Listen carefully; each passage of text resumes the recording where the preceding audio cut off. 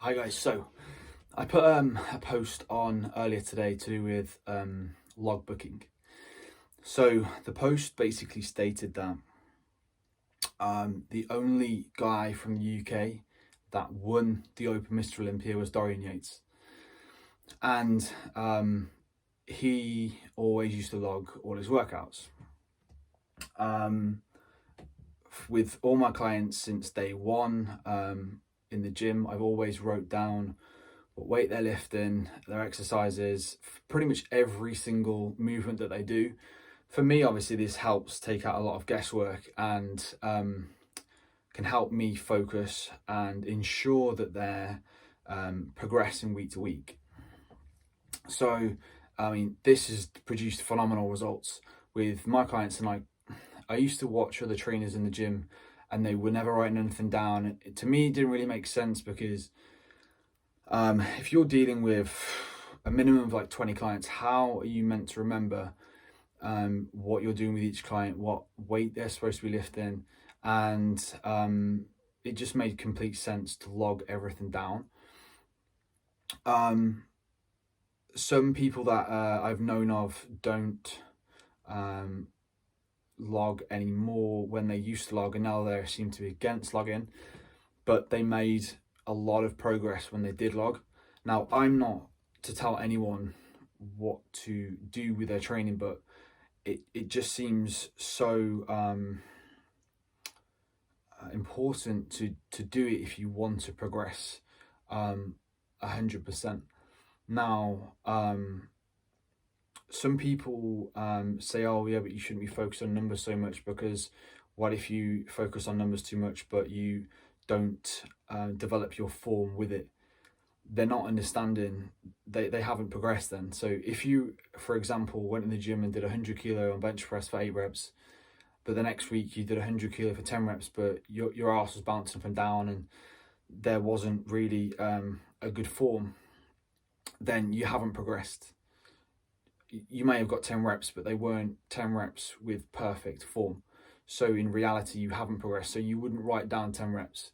For me personally, I lock my body in a certain position and get as many reps as I can with my body locked into a certain position, so my form is perfect.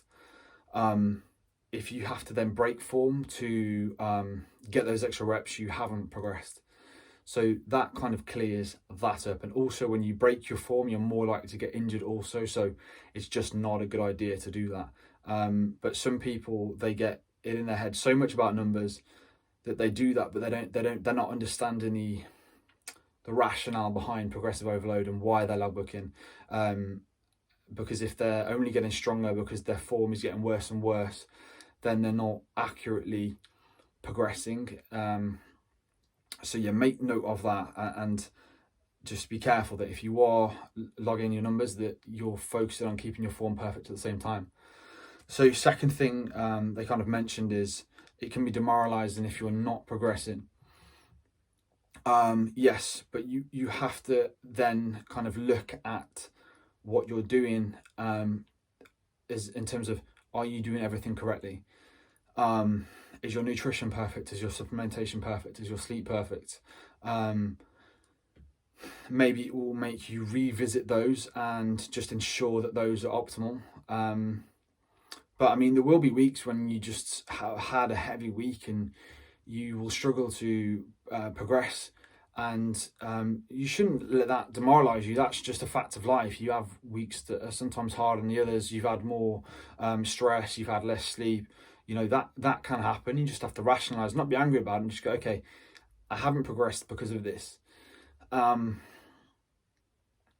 know, especially lead up to a diet, as your carbs and fats get lower, you may struggle to progress. You may even lose strength. Ideally, you shouldn't lose strength, but it can happen on certain preps, and you can still look awesome at the end of that prep, even though you've lost strength. Sometimes you have to really suffer and really drop those carbs and fats so low that just to get those last bits of fat off. But I mean, I've known guys, me included, that have won shows, but they've lost strength lead up to it, and that's absolutely fine sometimes. it depends what the goal is. Is your goal specifically to maintain strength and hold strength whilst lead it to a show, or is it to win the show? So, I mean, surely if you're a competitive bodybuilder, your aim is to win the show, regardless if you do strength on a prep. Granted, if you can hold that strength, the chances of holding on to as much muscle as possible is likely, but you may have to, as I said, drop carbs and fats to, or even protein in some cases, which I don't like to do, to actually get that level of condition that you need.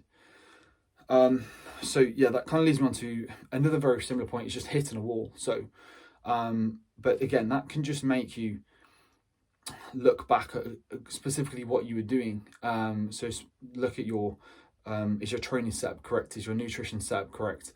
Is your supplements correct? Just revisit all that and just make sure that that's perfect to before you start to get too stressed about the situation. But yeah, just it's really up to you what you do. But I can say from all the clients that I've worked with and myself that logging everything down works. For me, I have so many things to think about in life. It's kind of like